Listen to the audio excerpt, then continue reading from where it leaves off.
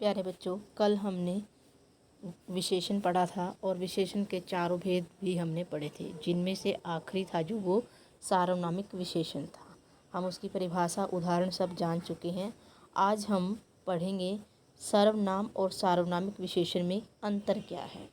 सर्वनाम तो हमें सभी को पता है कि जो संज्ञा के स्थान पर प्रयुक्त होते हैं शब्द, उनको हम सर्वनाम कहते हैं। लेकिन सार्वनामिक विशेषण क्या होता है, इन दोनों में क्या अंतर है, वो आज हम जानेंगे। संज्ञा के स्थान पर प्रयुक्त होने वाले शब्द हैं जो सर्वनाम होते हैं, परंतु यदि वाक्य में वे शब्द किसी संज्ञा से पहले प्रयुक्त होकर उसकी ओर संकेत करते हैं तो वे सर्वनाम न रह करके वो विशेषण बन जाते हैं। सर्वनाम विशेषण कब बन जाएगा? जब वो संज्ञा से पहले आकर के उसकी ओर संकेत करना शुरू कर दें या उसकी विशेषता बताना शुरू कर दें, तो वो सर्वनाम न रह करके सार्वनामिक विशेषण बन जाता है। कैसे बनेगा, उदाहरण के माध्यम से समझेंगे। जैसे यह चुप बैठा है, वह रोटी खाता है। इनके अंदर जो हमारे यह और वह शब्द है, ये सर्वनाम है, क्योंकि ये किसी स्थान पर, संज्ञा के स्थान पर प्रयुक्त हुए हैं। कोई तो है जो चुप बैठा है, कोई व्यक्ति है, उसके लिए यह प्रयोग हुआ है। वह रोटी खाता है, कोई व्यक्ति है जो रोटी खाता है, हमने उसके स्थान पर वह शब्द लिख दिया। जैसे राम रोटी खाता है, तो हमने उसके स्थान पर लिख दिया वह रोटी खाता है। तो यह और वह है जो यहाँ पर अब सर्वनाम है। ये कपड़े मेरे हैं, वह पुस्तक किसकी है। अब यहाँ पर ध्यान से देखिए, ये कपड़े मेरे हैं, ये है जो ये सर्वनाम है, लेकिन ये संज्ञा से पहले आया और इन कपड़ों की ओर इसने संकेत किया कि ये मेरे हैं। तो इन कपड़ों की विशेषता बताने का काम है जो यहाँ पर ये शब्द कर रहा है, और ये हमारा सर्वनाम है, लेकिन सर्वनाम ने काम किया है विशेषता का। अब ये बन गया सार्वनामिक विशेषण। वैसे ही बिल्कुल सेम, वह पुस्तक किसकी है, वह है जो सर्वनाम है, लेकिन अब यह संज्ञा से पहले आकर के उस पुस्तक की विशेषता बता रहा है। तो यहाँ पर यह शब्द है जो वो अब सर्वनाम न रह करके सार्वनामिक विशेषण बन गया है। इसी प्रकार से एक दो उदाहरण हम और देखते हैं। यह वही घर है जो पिछले साल बना था। तो यह वही घर है, तो घर की विशेषता बता रहा है यह और वह, तो ये सार्वनामिक विशेषण है। यह लड़का कल हमारे घर आया था, तो लड़के की विशेषता बताई जा रही है तो सर्वनाम है, लेकिन संज्ञा से पहले आकर के सर्वनाम ने उसकी विशेषता बताने का कार्य शुरू कर दिया, तो इसका मतलब यहाँ पर हो गया विशेषण। तो ये हमारा सार्वनामिक विशेषण कहलाता है। ये समझ में आ गया होगा सभी बच्चों को कि सर्वनाम और सार्वनामिक विशेषण में क्या अंतर है। आगे हम एक और मुख्य टॉपिक है जो वो पढ़ते हैं, प्रविशेषण से क्या तात्पर्य है। इसके उदाहरणों के माध्यम से हम समझेंगे। प्रविशेषण, विशेषण हमने समझ लिया, सार्वनामिक विशेषण हमने समझ लिया। अब ये एक नया शब्द है हमारे लिए, प्रविशेषण। तो प्रविशेषण होता क्या है, पहले हम इसके बारे में जानेंगे। विशेषण जब संज्ञा की बजाय विशेषण की विशेषता बताते हैं। हम जानते हैं कि विशेषण है जो संज्ञा और सर्वनाम की विशेषता बताते हैं, लेकिन यहाँ पर एक नई बात हमें देखने को मिल रही है। विशेषण जब संज्ञा की बजाय, मतलब संज्ञा की नहीं बता रहा है, अब वो विशेषण की विशेषता बता रहा है। मतलब एक ऐसा शब्द जो विशेषण की भी विशेषता बताने का कार्य करता है, वो कहलाता है प्रविशेषण। तो इसमें हम प्रविशेषण कहते हैं। विशेषण की भी विशेषता बताने वाले शब्द हैं जो वो प्रविशेषण कहलाते हैं। इसमें देखिए आगे, प्रविशेषण है जो सामान्यतः विशेषण के गुणों की वृद्धि करते हैं। विशेषण जो होता है उसके गुणों को और बढ़ा करके, और अच्छी तरह से बढ़ा करके, या और उसकी अच्छी तरह से वो करते हैं कि ये ऐसा है, मतलब उसके गुणों में वृद्धि करेंगे कहीं ना कहीं से।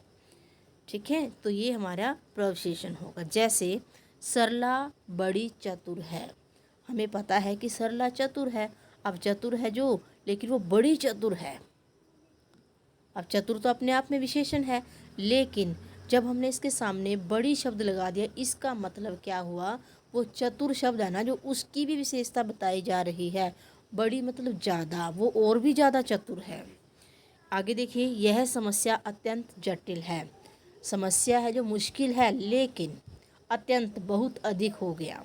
तो यहाँ पर जटिल शब्द है जो उसकी भी विशेषता बताई जा रही है, इसीलिए यहाँ पर अत्यंत शब्द का प्रयोग हुआ है। यह पुस्तक बहुत छोटी है। पुस्तक छोटी है, लेकिन हमने उसके सामने बहुत शब्द जब लगाया तो इससे ये पता चला है कि वो आकार में बहुत ज़्यादा छोटी है। तो छोटी शब्द है जो वो विशेषण है, लेकिन बहुत है जो वो प्रविशेषण है, क्योंकि वो विशेषता की भी विशेषता बता रहा है। मतलब विशेषण है जो उसकी भी एक विशेषता बता रहा है, तो ये प्रविशेषण है। ठीक है, तो ये जो जितने बताए हैं, बड़ी, अत्यंत, पुस्तक, ये सब प्रविशेषण कहलाएंगे, क्योंकि ये सभी के सभी विशेषण की भी विशेषता बताते हैं। तो आगे देखिए, अगला प्रश्न होगा, विशेषणों की तुलना से क्या अभिप्राय है। ये बहुत सारे बच्चे हैं जो इसके बारे में नहीं जानते होंगे कि विशेषणों की तुलना से क्या अभिप्राय है। तो इसमें देखते हैं विशेषणों की कितने टाइप से तुलना की जा सकती है, कितने प्रकार हैं उसमें। जो संज्ञाएं हैं उनका गुण और दोषों की न्यूनता अधिकता का बोध कराए जाने को विशेषण की अवस्थाएं कहते हैं, या विशेषण की तुलना कहते हैं।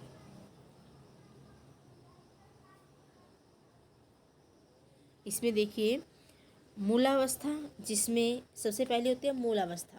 इसमें विशेष्य की किसी से तुलना नहीं की जाती। जैसे कृष्णा सुंदर है, तो इसमें किसी से तुलना नहीं कर रहे हैं हम कृष्णा के बारे में ही बता रहे हैं कि कृष्णा सुंदर है। उसमें आगे देखिए, उत्तरावस्था, इसकी दूसरी कौन सी है, उत्तरावस्था। उत्तरावस्था में क्या होता है, इसमें दो पदार्थों की तुलना की जाती है। मतलब दो वस्तुओं की, दो व्यक्तियों की तुलना की जाती है, एक दूसरे से कंपेयर की जाती है। जैसे राम श्याम से अधिक चतुर है, इसे बोलते हैं हम उत्तमावस्था।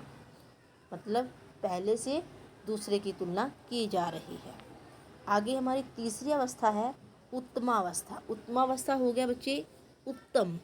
उत्तम होता है बहुत सारे लोगों के बीच में हमने एक व्यक्ति को बोला कि तुम बहुत अच्छे हो, तो ये हो गया वो उत्तमावस्था। मतलब इतने सारे लोगों के बीच में से हमने एक सही और अच्छे व्यक्ति को छांट लिया।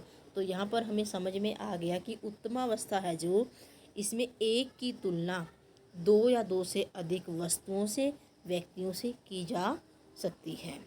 ठीक है, इसमें एक की तुलना दो या दो से अधिक वस्तुओं या व्यक्तियों से की जाती है, और सबसे ऊंचा और सबसे नीचा दर्शाया जाता है।